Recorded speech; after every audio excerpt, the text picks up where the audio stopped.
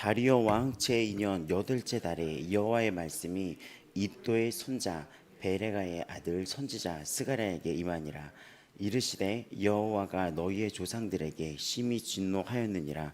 그러므로 너는 그들에게 말하기를 만군의 여호와께서 이처럼 이르시되 너희는 내게로 돌아오라. 만군의 여호와의 말이니라. 그리하면 내가 너희에게로 돌아가리라. 만군의 여호와의 말이니라. 너희 조상들을 본받지 말라.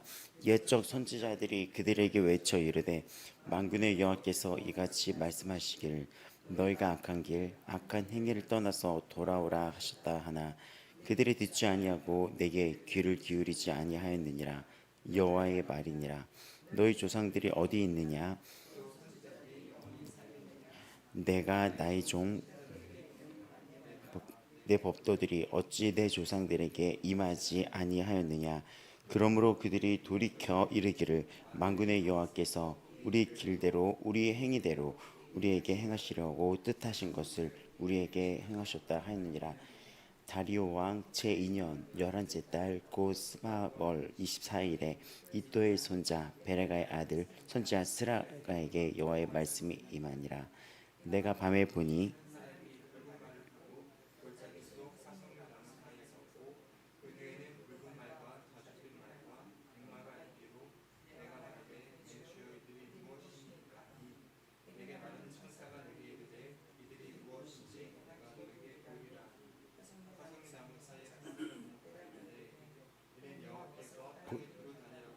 보내신 자들이라. 그들이 화석령 나무의 사이에서 여호와의 선자에게 말하되 우리가 땅에 두루 다녀 보니 온 땅이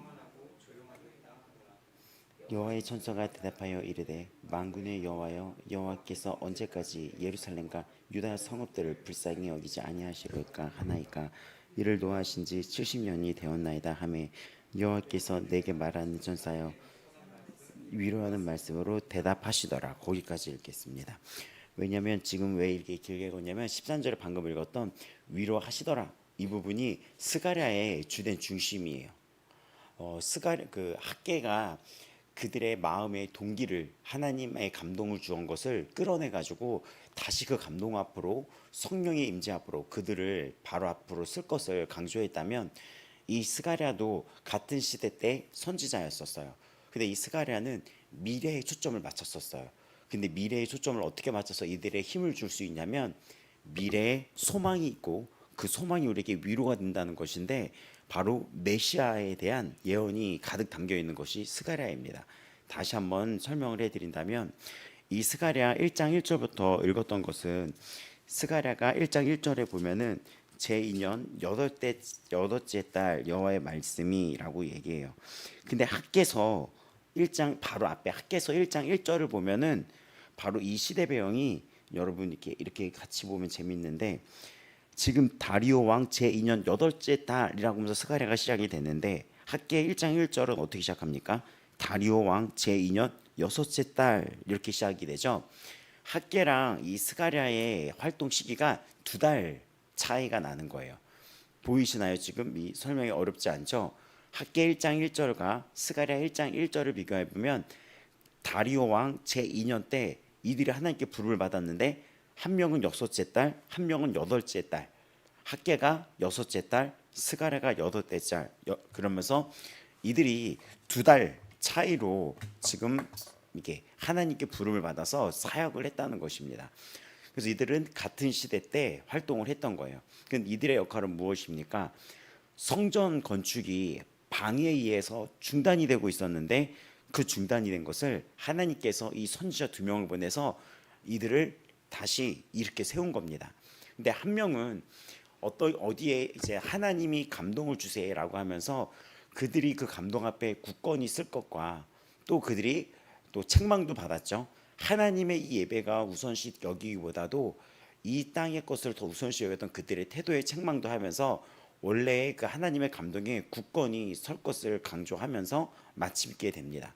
근데 학개서의 마지막이 어떻게 마치게 되냐면 스룹바벨이라는 그 당시 그 후손 그 왕가의 후손이었죠.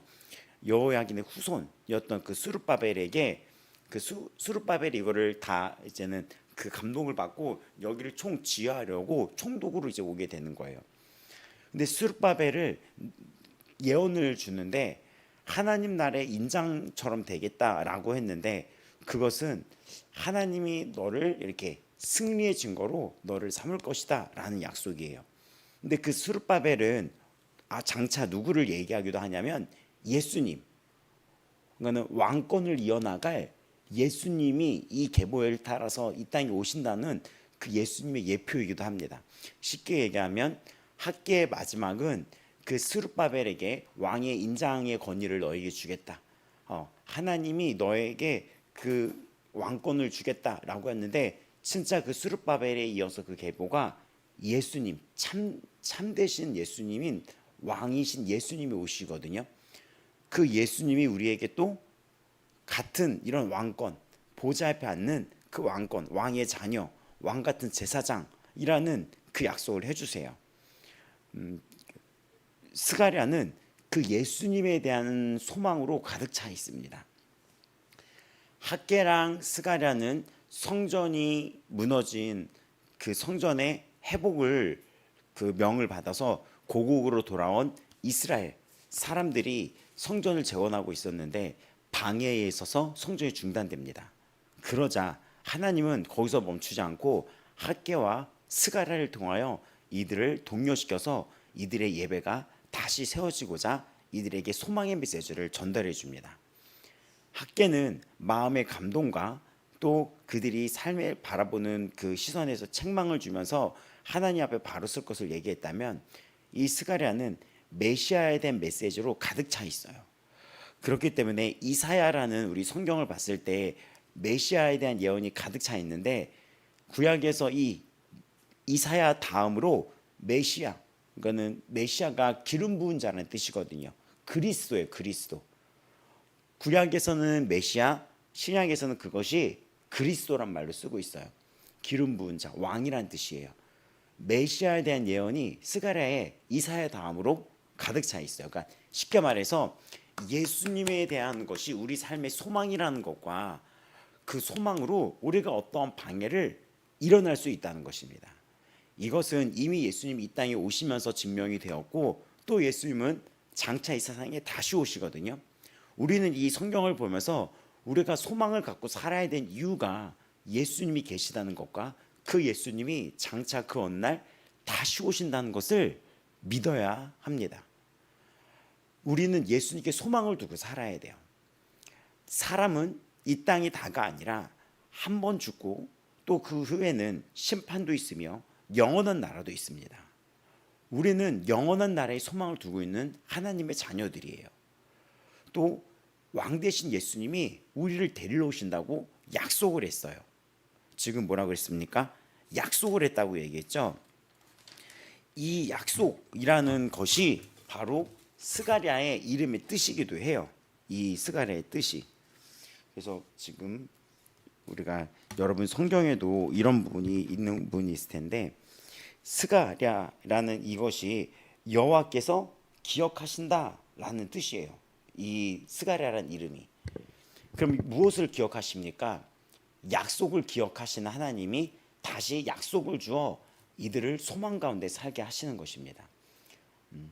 우리 믿는 자들은 그러니까 이들이 공격을 당했을 때 어떤 공격을 당했냐면 이 땅에 소망이 없어 보이고 이 땅에 굉장히 절망만이 있어 보인다고 생각을 했을 때 하나님이 학개와 스가랴를 보낸 거예요.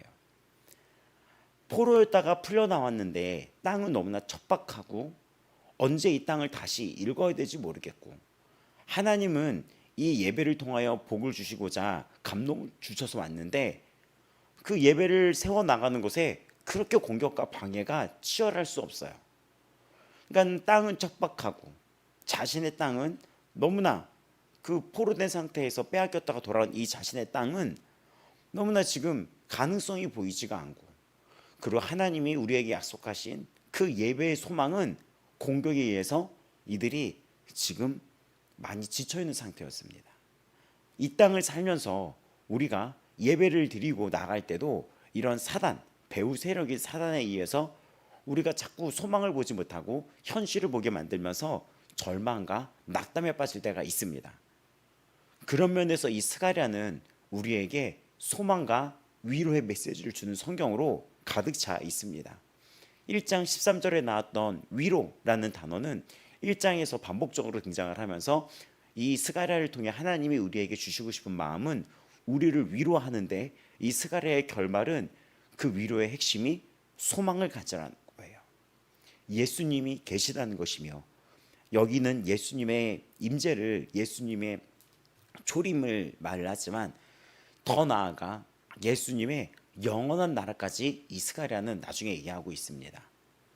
그래서 우리가 살면서 예배를 세워 나가는데 주일날도 설명을 했던 것처럼 공격이 있고 사탄의 배후가 있어요. 또 때로는 하나님이 또 이스라엘의 역사처럼 우리를 낮추기도 해요. 우리가 하나님을 올바르게 예배하지 못하면. 왜냐하면 하나님은 우리에게 참 행복을 주시고자 하는 하나님이시기 때문입니다. 하나님은 우리에게 참 행복과 기쁨을 주시기 원하며, 우리에게 복을 주시기를 원하며, 우리를 지켜주시기 원하며, 또 우리에게 은혜와 평강을 주시기를 원하는 하나님이시기 때문입니다.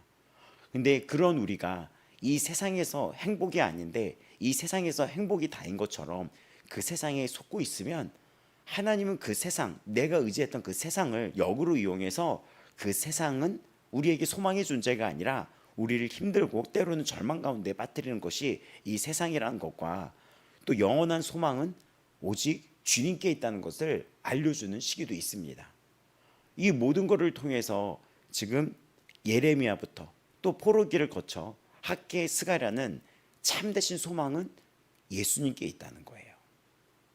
그리고 우리는 그 예수님을, 소망 되신 예수님을 예배하는 것을 삶의 우선순위로 여겨야 된다는 것입니다. 학개가 그랬죠.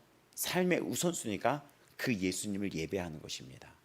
그리고 이 땅에서 다시 이들이 성전을 재건하려고 나아가는데, 스가랴는 재건하고 있는 그들에게 계속해서 메시지를 전달해 주면서 메시아의 소망, 예수 그리스도의 소망에 대해서 계속해서 알려주게 됩니다. 그래서 이 스가랴는 오늘날 우리에게도 장차 다시 오실 예수님, 그 약속은 반드시 이루어진다는 거, 그리고 그분은 지금도 살아계시다는 거, 또 그분은 성전이 된 우리 안에 함께 존재하고 계시다는 거, 우리는 그분을 바라봐야 되는 것에 대해서 알려주고 있는 성경입니다. 다시 그래서 스가랴의 이름은 뜻으로 다시 돌아온다면, 예레미야, 에스겔 이런 사람처럼 스가랴도 제사장이었어요. 제사장이었고, 또 스가랴가 미래에 대한 소망의 메시지를 전달하고 있는 것처럼 스가랴의 이름도 지금 여호와께서 기억하신다라는 거예요.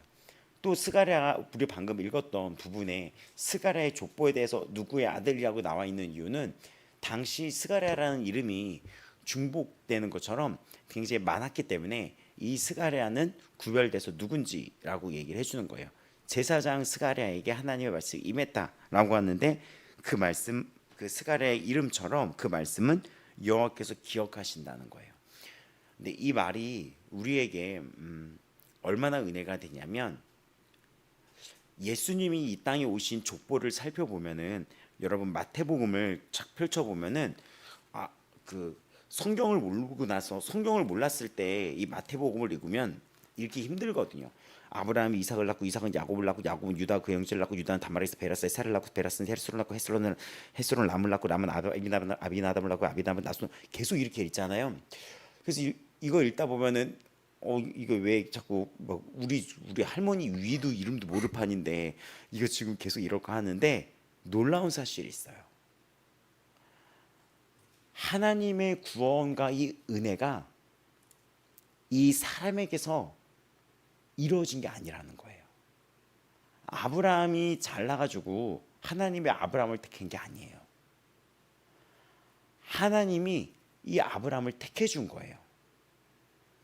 우리가 죄인인데 우리가 잘나서 천국 가는 게 아니라는 거예요. 죄인된 우리를 하나님이 택해 주셨고 우리에게 약속을 주셨다는 거예요. 이 사실이 왜 감동적이게 되냐면 7절에 쭉 보면은 솔로몬 이야기가 나오고 또 솔로몬 위에 우리아란 얘기가 나와요. 우리아의 아내라는 이야기가 나옵니다. 더 위로 쭉 올라가면 1장 그 2절 3절에 유다 다말이 나오죠. 구약의 손꼽는 거의 막장 이야기였죠. 시아버지랑 이 며느리가 같이 동침해서 성경에 등장하는 거의 구약에 등장하는 손가락에 꽂는 막장 드라마였죠. 기생으로 창녀로 변장을 했던 며느리 다말이 시아버지와 동침해서 그 자녀를 이어나갑니다. 근데 여기서 유다가 놀라운 이야기를 해요. 네가 하는 게 옳았다라고 얘기를 합니다. 이게 무슨 이게 말도 안 되는 내용인가 했지만 바로 이거예요. 우리의 행위로 구원을 받았던 게 아니에요. 우리의 행위로 구원을 받은 게 아니에요. 이 유다와 다말 또 내려가면 솔로몬, 우리야, 그 위에 우리야, 다윗과 우리야의 이 이야기, 밧세바의 이야기, 그리고 또 이 모든 족보에 우리들의 이야기가 있습니다. 또 내려가면 여기는 기생 나부터 등장을 하죠. 5절에. 그러니까 창녀였죠. 이들이 예수님의 족보에 열거된 이들이 다 어떻죠? 창녀가 있었고 정말 막장 드라마가 있었고 간통죄가 있었고 살인죄가 있었던 사람들이 여기에 껴있는 거예요. 그리고 거기에 내가 껴있어요. 나라는 사람의 삶이 어땠습니까? 여러분, 나라는 그 삶의 모습이. 근데 성경은 네가 한 게 옳았다라는 것은 유다의 그 족보를 통하여 예수님이 오시는데 그가 하는 일이 옳다는 거예요. 우리는 구원받을 자격이 없는데 하나님이 하셨다는 거고 하나님이 하신 일에 우리는 뭐라고 반문을 할 수가 없는 거예요. 그는 옳은 일을 했다고 말씀하십니다. 나에게. 그러니까 우리가 이 말씀 앞에 어떻게 살아야 되는지를 묵상해 봐야 돼요. 나 같은 죄인을 대신하여 돌아가신 그 예수님의 그 십자가의 사랑과 은혜는 옳은 행동이었다는 거예요. 나 같은 자를 대신해서 죽었다는 게 남들이 봤을 때는 말이 안 되거든요. 저런 죄인을 대신해서 죽었다는 게 말이 안 되거든요. 나라는 사람을 객관적으로 본다면 나를 대신해서 죽었다는 것은 말이 안 되거든요. 근데 그게 옳은 일이었던 거죠. 근데 이것이 무엇입니까? 하나님이 우리에게 약속을 주셨기 때문이에요. 우리를 반드시 이끌어서 하나님의 약속을 이루신다는 약속을 주셨다는 거예요. 그래서 이 스가랴는 지금 바로 그 약속을 지금 기억한다라는 뜻의 이름입니다. 여호와께서 기억하신다라는 뜻의 그 이름이 스가랴예요. 그럼 기억을 어떤 기억을 하십니까? 하나님이 택한 자, 이런 남은 자에게 약속을 주셔서 영원한 나라까지 이끌어 주신다는 거예요. 그러면 우리는 이 스가랴를 통해서 기억해야 될 게 있죠. 하나님이 나에게 주신 약속을 우리가 기억을 해야 돼요. 첫 번째, 여러분 예수님 만났고 예수 이름으로 구원 받았습니까? 구원 받았습니까? 다들 아멘이죠. 근데 그 구원의 약속은 내가 일어나가는 게 아니라 예수님이 때로는 나를 낮추시기도 하고 나를 보호하시고 응원하시고 위로하시고 이 모든 삶의 주권이 예수님께 있다는 것을 내 삶의 여정 속에 하나하나 깨닫게 하면서 주님이 이루어 가신다는 거예요. 내가 하는 게 아니라. 근데 하나님이 이거는 나에게 약속하셨고 이걸 이룬다는 것입니다. 그리고 이 약속을 이루기 위해 예수 그리스도가 십자가에 못 박혀서 돌아가셨어요. 그래서 이제 깨달아야 돼요. 목숨까지 다해서 나를 찾아오고 나로 하여금 예수님을 아는 눈이 열리게 하고 내가 오늘 이 자리에 앉아서 예수님 주여라고 부를 수 있게 하고 하나님을 아버지라고 부를 수 있게 했던 이 모든 역사는 하나님이 나에게 주신 약속입니다. 그리고 그 주님은 오늘 나와 약속의 관계에 있는데 이 약속을 반드시 이뤄나갈 거라는 거예요. 내가 오늘은 현실 속에 때로는 절망이 있고 때로는 낙심이 있고 또 이번 주 한 주간에 우리 살아가는 성도들이 각자 현실 속에서 치열한 싸움이 있을지어도 하나님은 너를 향한 약속을 이루어 가신다는 것입니다. 버리지도 떠나지도 아니할 것이며 그 예수님은 장차 약속을 이루시면서 최종적인 약속, 이 땅에 영원한 하나님의 나라가 올 것이며 또 그 나라는 다시는 눈물 흘릴 곳도 없는 곳이며 너의 눈에서 그 눈물을 다 씻겨주실 것이며 제가 너무나 충격받았던 말씀이에요. 그 얼굴에서 눈물을 씻겨주신다. 다시는 곡하는 소리가 없을 것이며 왕 세세토록 세세 묵은토록 왕노릇하리라. 그래서 스룹바벨에게 주었던 인장의 반지 왕권이라 그랬죠. 근데 그 왕권을 예수님이 받고 예수님이 우리에게 그런 왕노릇할 권세로 약속을 이끌어 간다는 거예요. 학계의 마지막에 그 약속이 스가랴의 약속이 확 열리면서 둘이 연결되어 있어요. 그러니까 스가랴의 전체적인 메시지는 이거예요. 스가랴는 1장 1장 다 하진 않을 거예요. 왜냐하면 환상이 굉장히 많고 해석상에 아직도 이렇게 이해가 안 돼서 신학자들과 있는 의견이 있지만 전체적으로 스가랴가 어떤 내용이 있고 어떤 환상이 있고 어떤 구성이 있는지를 쫙 한 3일 동안 살펴보시겠습니다. 핵심은 그거죠. 위로한다는 거예요. 그리고 그 위로의 내용이 하나님이 천지의 창조주신 하나님이 너에게 약속하신 거 아니냐라는 거예요.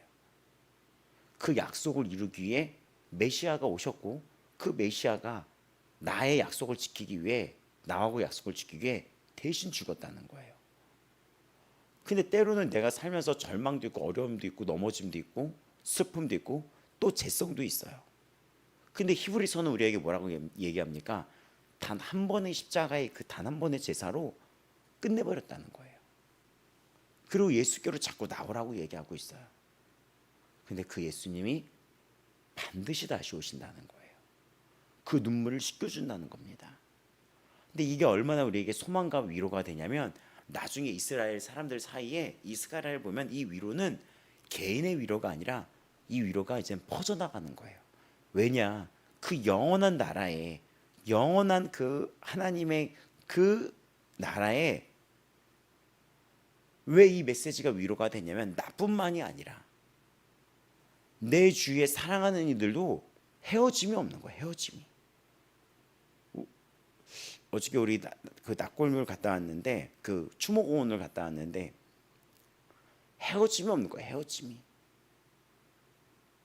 또 우리가 사랑하는 가족들 헤어짐이 없는 거예요. 그러니까 이 위로를 나누게 돼요, 이들이. 그래서 이 위로라는 이 것으로 시작했던 이 1장은 하나님의 이런 소망을 확고하게 마음에 새겨주면서 이 진행이 되게 됩니다. 또 이 메시아에 대한 내용이 굉장히 많고 이 뒤에 보면은 예수님이 당하셨던 고난까지 아주 구체적으로 묘사되어 있는 게 스가랴예요. 1장 13절, 17절은 그 위로라는 단어로 반복적으로 이 문을 열게 돼요. 근데 이 스가랴가 어려운 이유가 뭐냐면 이 스가랴에는 환상이 나와요. 그러니까는 이 스가랴한테 하나님이 환상을 보여줘요. 처음 1장 1절에서 6절은 회개 부르심이에요. 너희들 예전에 조상들이 우상 숭배했던 거를 너 잊지 말아라. 그때 옛적의 악한 행위를 떠나서 돌아오라 했으나 그들이 듣지 아니하였고 내게 귀를 기울이지 아니하였다. 뭐라고 했습니까? 듣지 아니하였다라고 얘기했었어요. 주일날도 얘기했죠. 들어야지 된다고. 우리가 스스로 강할 수 없다고. 하나님에 붙어 있어야지 강할 수 있다고. 근데 하나님께 붙어 있는 방법은 이 말씀을 듣고 말씀을 알아야지 돼요. 말씀에 붙어 있는 방법이에요. 근데 이들이 듣지 않았다라고 얘기하면서 쭉 이렇게 이제부터 시작이 되는 거예요. 1장 1절에서 6절은 회개 부르심이에요. 근데 스가랴가 밤에 8가지 환상을 보게 됩니다. 그게 쭉 1장 7절부터 6장 15절까지 펼쳐져요. 6장 15절까지 쭉 펼쳐지고, 또 그 다음 7장부터 또 8장은 이들의 마음에 동기가, 그릇된 동기가 있었는데 그거를 책망하면서 회개를 시키고 은혜를 회복시키고 금식에 대한 것이 무엇인지를 7장에서 설명해 줘요. 그리고 마지막 9장에서 14장은 그 묵시, 그러니까 앞으로 펼쳐질 일에 대해서 이제는 메시아에 대해서 설명이 되어 있습니다. 예수님이 이 땅에 오셨을 때의 내용이 9장 1절부터 11장부터 다시 펼쳐져요. 그래서 예수님이 어떻게 고난을 당하실지가 쫙 나와요. 너무 놀라워요. 진짜 똑같이 예수님이 나귀를 타고 오신다고 했는데 그게 스가랴에 나오는 거예요. 또 12장에서 14장은 재림 다시 오시는 예수님에 대해서 나타나 있습니다.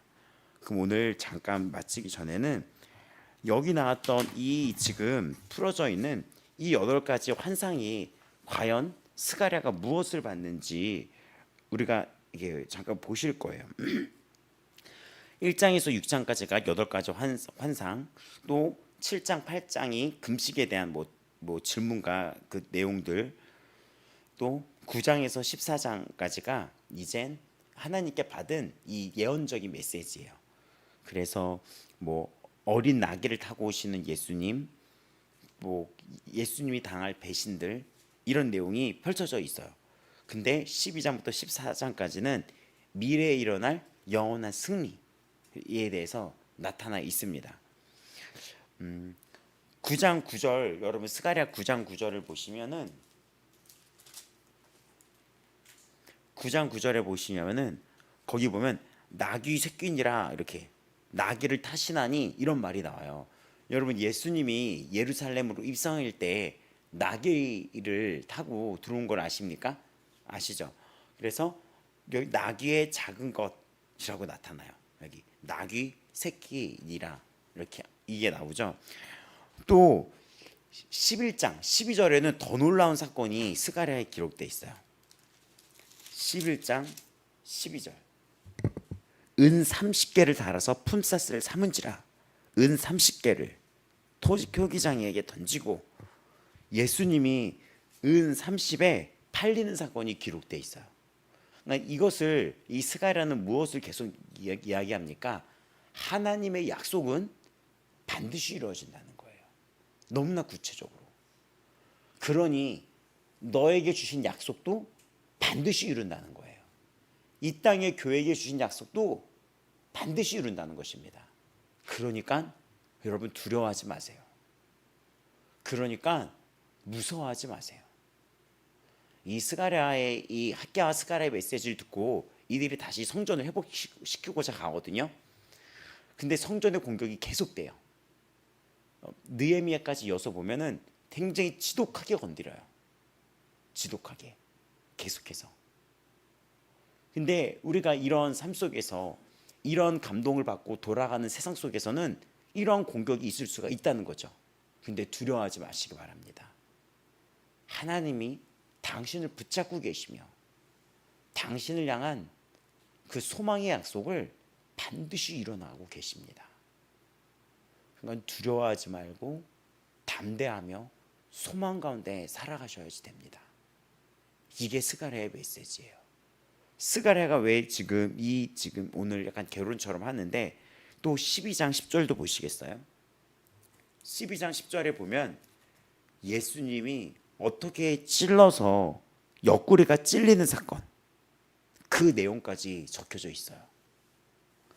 그러니까 예수님의 삶과 고난, 재림에 대한 이런 예언들이 스가랴에 가득 담겨 있습니다. 하나님의 통치와 약속, 그리고 궁극적으로 최종적으로 구원의 계획을 아주 심오하게 드러내고 있는 예언서인데, 이 예언이 당신에게도 고스란히 이루어질 거라는 거예요. 그러니까 이 소망을 잊지 말아야 돼요. 잠깐 더 보고 기도할 텐데, 오늘 기도할 때도 하나님 이 소망을 날마다 빛을 비춰주세요. 세상을 살다가 공격이 있고 어려움이 있고 넘어지고 주저할 때가 있는데 빛을 비춰주세요라고 기도를 해주시기 바랍니다. 제가 한때 되게 어려운 시절에 우울증에 대한 공격이 저한테는 너무 많았는데 우울증이 되면은 죽음만 생각을 해요.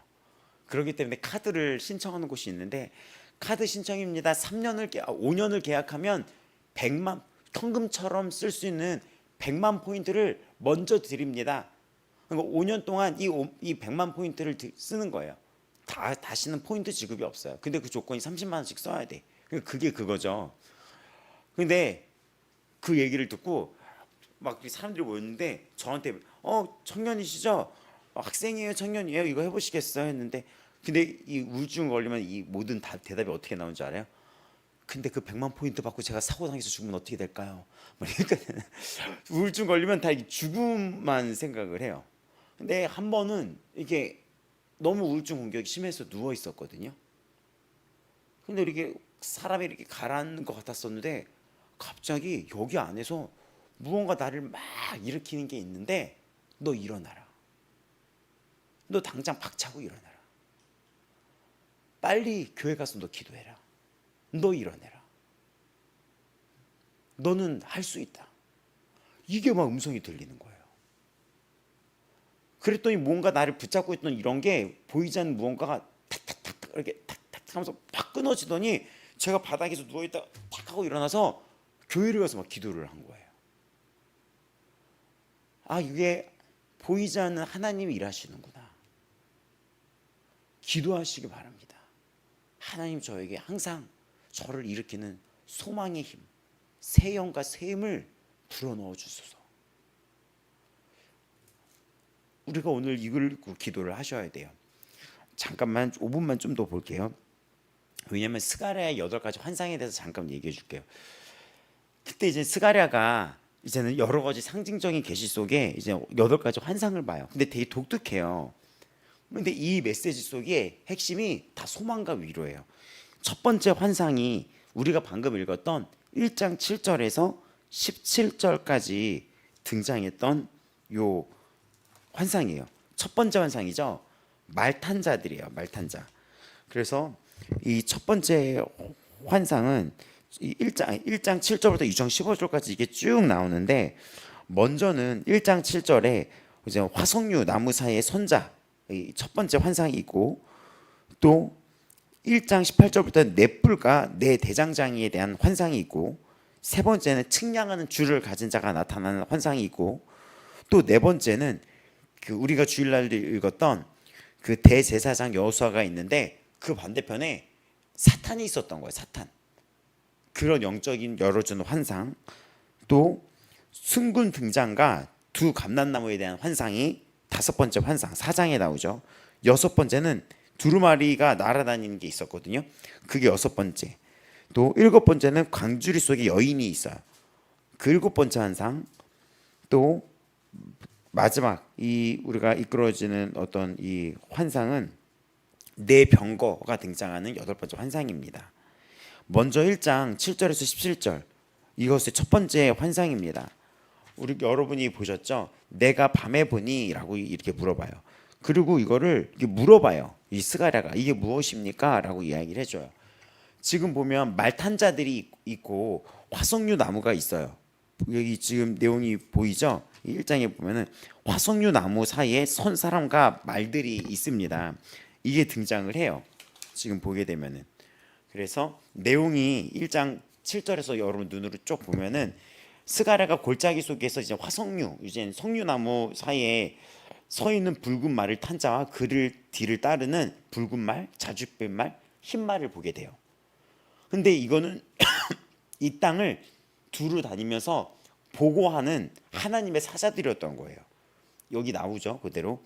근데 하나님의 사자들, 천사들이죠. 그러니까 세상을 감찰하고 보고하는 역할을 하는 겁니다.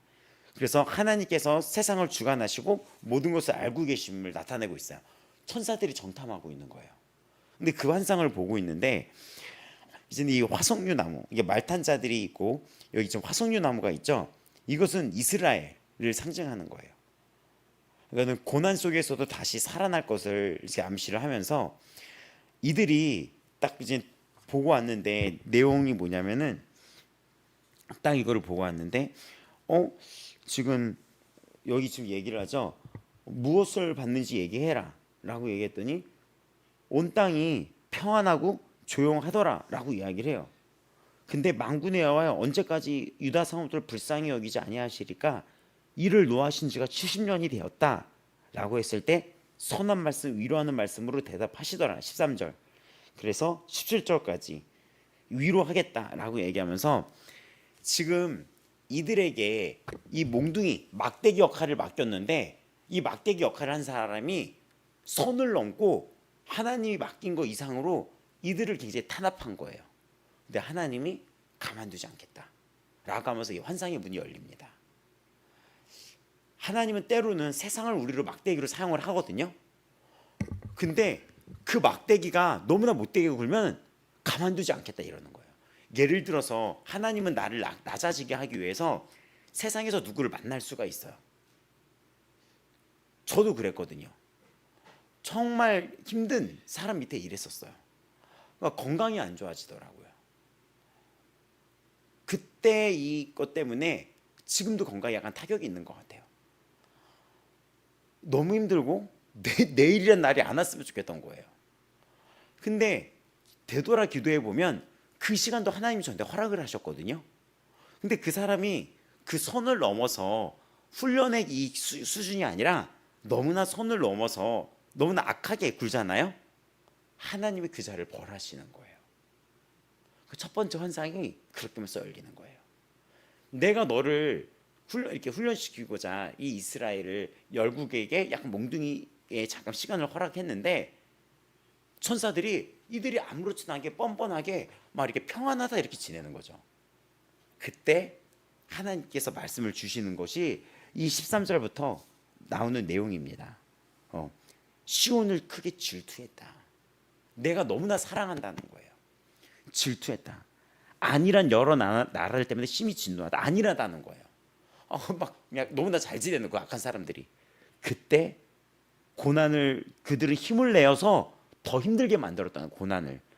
그러면서 여호와가 이렇게 말하노라. 불쌍히 여김으로 라고 얘기하면서 다시 풍부할 것이며 내가 너를 위로할 것이다 라고 하면서 이 환상의 문을 열게 됩니다. 감동적이지 않나요? 저는 이 이야기가 우리 교회 성도 지금 있는 성도분도 생각이 나요. 하나님이 낮추시고 하면서 하나님을 더 보시게 하시는데 그 도구로 사용한 사람이 악하게 구니까 하나님이 그 자에게 경고를 하시고 이 자는 위로하시더라고요. 근데 우리의 삶에서도 그렇다는 거예요.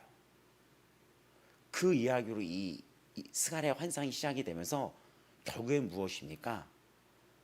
하나님이 여러분을 때로는 낮추시기도 하지만 하나님은 여러분 편이라는 거예요. 여러분 편이라는 겁니다. 내 거야, 내 거. 이 이야기라고 마칠 텐데 이 환상을 네 가지를 다 하려고 그랬는데 오늘 벌써 한 번만 하고 시간이 저렇게 됐네요. 내일은 2번부터 4번 거의 할 수 있으면 8번까지 환상을 쭉 설명해 드릴게요. 이 얘기할게요. 하나님의 마음이 이런 마음 아닐까 그거예요. 내 거야, 내 거. 나는 이 친구한테 내 자녀한테 뭐라고 할 수 있지만 남은 내 자녀한테 뭐라고 할 수 없어. 이런 거예요. 제가 학원에서 처음 상담을 했을 때 어떤 부모님이 오셔서 우리 애가 그렇게 게을르고 얘가 진짜 너무 그렇게 말도 안 하고 이 애가 막 너무 이렇게 말 안 듣고 내 자식이지만 막 이렇게 부모님이 얘기를 해요. 근데 거기다 대고 제가 그래요. 얘 진짜 게으르고 이런 애 처음 이렇게 얘기하면 부모님이 기분 나빠해요. 부모님이 제 앞에서 이 자녀를 막 안 좋게 얘기했잖아요. 근데 그런 애가 어딨어 이놈 새끼. 진짜 그런 애가 어딨어요. 그런 애도 자식이라고 이렇게 하면 부모가 기분 나빠요. 근데 부모님이 막 그렇게 얘기를 하는데 혼내주세요. 혼내기도 하지만 근데 이 아이 이것도 잘하고 이것도 너무나 이쁜 거 아십니까? 하면 우리 애가 그런가 보죠? 밖에서는 또 그런가 보네? 이렇게 하시는 거예요. 이게 비유가 될지 모르겠지만 하나님이 우리를 혼낸다 하더라도 하나님의 자녀인 거예요. 그래서 하나님은 우리가 잘못돼서 우리를 때리고 훈육한다 할지어도 우리를 함부로 했던 사람들에 대해서는 심판한다는 거예요. 이게 깨달아집니까? 이 약속 앞에 우리가 그렇다고 교만할 수 있겠습니까? 더 그 하나님의 사랑 앞에 겸손할 수밖에 없는 것이죠. 진짜 하나님이 나의 아버지가 되시는 거죠. 우리 아버지만 교회 성도 여러분도 뭐 지금 유튜브로 예배를 드리는 청년도 또 우리 예배 드리고 있는 우리 직분자이신 분들도 다 그랬어요. 굉장히 힘들게 했던, 직장 때문에 힘들게 했던 우리 여기 현장에 있는 분들도. 근데 하나님은 여러분 편이십니다. 여러분 편이세요. 그래서 이 첫 번째는 하나님의 이 백성이 이스라엘을 괴롭힌 열방에 대해 진노를 하시면서 예루살렘과 유다 성읍들을 회복시키고 위로할 것이라는 메시지를 전달을 하고, 또 그거에 대한 구체적인 두 번째 환상이 그 넷불과 대장장이에요. 네 개의 뿔들을 상징하는 그 이장의 그 네 개의 뿔들, 그것은 당시의 강대국들을 의미하기도 합니다. 네 개의 그 강대국들. 그래서 그 강대국들 넷불을 하나님이 이 강대국들을 다 무너뜨린다는 거예요. 뭐 여기서 뭐 넷불은 애굽, 아수르, 바벨론, 메대를 가르치기도 하고, 바벨론, 또 페르시아, 그리스, 로마를 가리키기도 합니다. 다니엘처럼. 근데 이스라엘을 다 압제한 나라인데 그거를 어떻게 할 것입니까? 뿔을 꺾는 환상이 뭐예요? 대장장이가 뿔을 꺾어버려요. 첫 번째 환상에 대한 구체적인 거죠. 그리고 세 번째는 성전이 건축하는 그 측량줄을 가진 사람을 보면서 예루살렘의 재건과 확장, 또 성전이 필요 없는 영원히 하나님이 거주할 그 성전이 이 땅에 펼쳐진 것을 3장에 보이게, 세 번째 3장이 아니라 세 번째 한 장이 펼쳐지게 됩니다. 자, 우리 오늘 여기까지 보시고 기도하시겠습니다. 오늘 이 스가랴를 통해 주시는 메시지는 하나님은 약속의 하나님이시라는 것이며, 하나님은 여러분을 자녀로 여기고 계시며, 또 하나님은 소망이시며 여러분 편이시라는 것입니다. 여러분 편이라는 거예요. 그 하나님을 붙잡고 기도하시기 바랍니다. 오늘도 이 예배 후에 여러분 또 이 세상에서 살아갈 텐데 그 살아계신 하나님의 소망의 하나님의 메시지를 붙잡고 나아가시기 바랍니다. 지난 삶을 떠올려 보세요. 그 하나님의 그 약속, 계속 이뤄나가시는 그 약속을 여러분 떠올려 보세요. 또 이 말씀을 통해 주시는 그 영원한 소망, 다시 오시는 주님을 떠올려 보세요. 또 하나님이 여러분 편이라는 그 삶의 증거의 사건들을 떠올려 보시기 바랍니다. 앞으로도 그러하실 것입니다. 여러분 편이며 소망 되시는 하나님 되십니다. 다 같이 그 하나님 앞에 감사하며 기도하겠습니다. 주여 부르며 나아가시겠습니다. 주여, 주여 하나님 아버지, 오늘도 우리의 소망 되신 주 예수님을 기억합니다. 영원한 왕이 되시며 내 삶의 왕으로 오셨으며 나를 긍휼히 여기시며 내 삶의 아버지로 오시고 나를 사랑하사 나를 대신하여 돌아가신 나의 왕 되신 예수 그리스도를 오늘 바라보며 기억하며 나아갑니다. 내 삶의 소망 되시고 내가 절망 가운데 있을 때 언제나 나를 찾아와 일으켜 세워주셨으며 나의 눈물의 위로자가 되어주셨으며 나의 소망이 되셨으며 나의 얼굴에 다시 웃음을 지어주신 이가 바로 주 예수 그리스도 영원한 아버지 하나님 당신 되십니다. 오늘도 주 예수 그리스도의 이름 앞에 기도합니다. 하나님 아버지, 우리가 어떠한 유혹에도 흔들리지 아니할 것과 어떠한 싸움에도 흔들리지 아니할 것은 나의 왕 되신 예수님 오직 예수 그리스도가 나의 참 소망 되시기 때문입니다.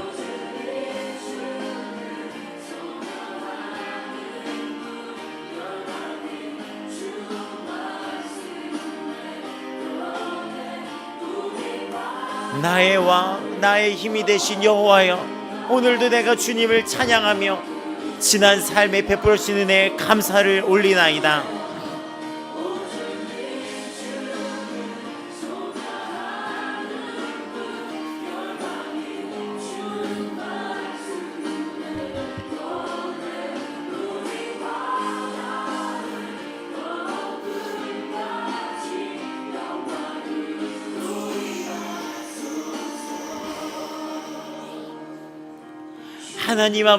하나님 아버지 고맙습니다. 지난 삶을 돌이켜보면 주님의 은혜가 아닌 것이 없습니다. 때로는 저를 낮추시고 줄이기도 하시는 것은 내가 자고하고 교만하지 않고 오직 주의 말씀으로 살아가야 되는 것을 깨닫기 위함인 것을 제가 이제서야 압니다. 사람이 떡으로만 살 것이 아니요 하나님의 말씀으로 산다는 것을 이제서야 조금 알게 되며 주 앞에 그 삶의 하나님의 역사에 엎드려 경배를 올려오니, 주님 앞으로도 이 삶에 주께서 나의 소망이 되어주시고 나의 빛이요 나의 반석이 되어주시고 나의 삶의 영원한 위로가 되어 주시옵소서. 심판자이자 구원자이신 하나님이 나를 선택했으며 나를 대신하여 옳은 일을 했던 것이, 나를 대신하여 죽은 십자가의 사건이 하나님이 택하신 옳은 일이라고 하시며 나에게 찾아오셨습니다.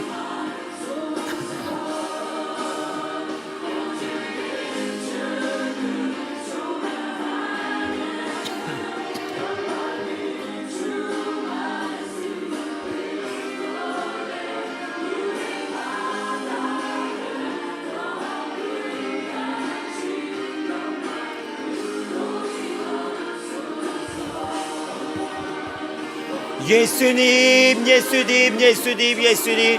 여호와는 내 편이시라. 주여 나의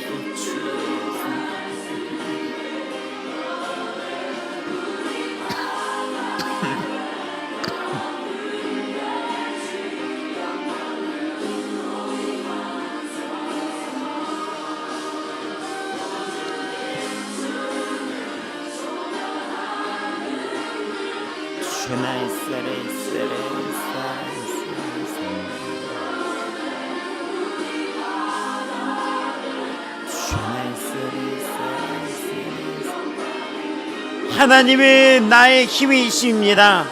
나의 힘이십니다. 세대로 여호와께 노래하라. 온 땅에 여호와께 노래할지어다. 할렐루야. 여호와의 종들아 찬양하라. 여호와의 이름을 찬양할지어다.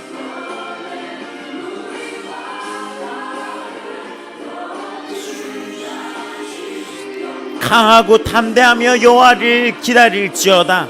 너는 여호와를 바랄지어다. 영광의 왕이 누구시냐? 강하고 능하신 여호와시요 전장에 능한 여호와시리로다.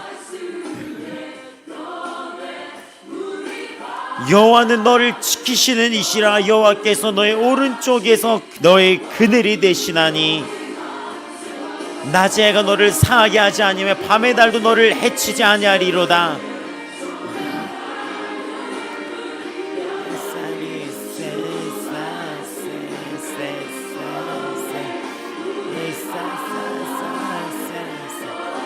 악한 세력은 악한 도구로 사용하고 하나님께서 심판하십니다. 이것이 바로 나를 위한 거였고 당신을 위한 거였음을 내가 오늘 이 말씀 앞에서 목격하게 됩니다.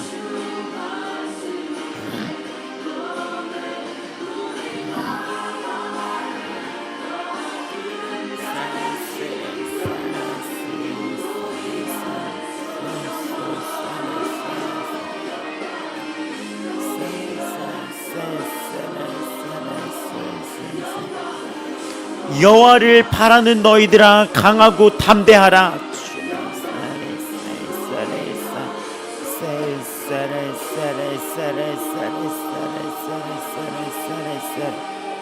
여호와를 바라는 너희들아 강하고 담대하라.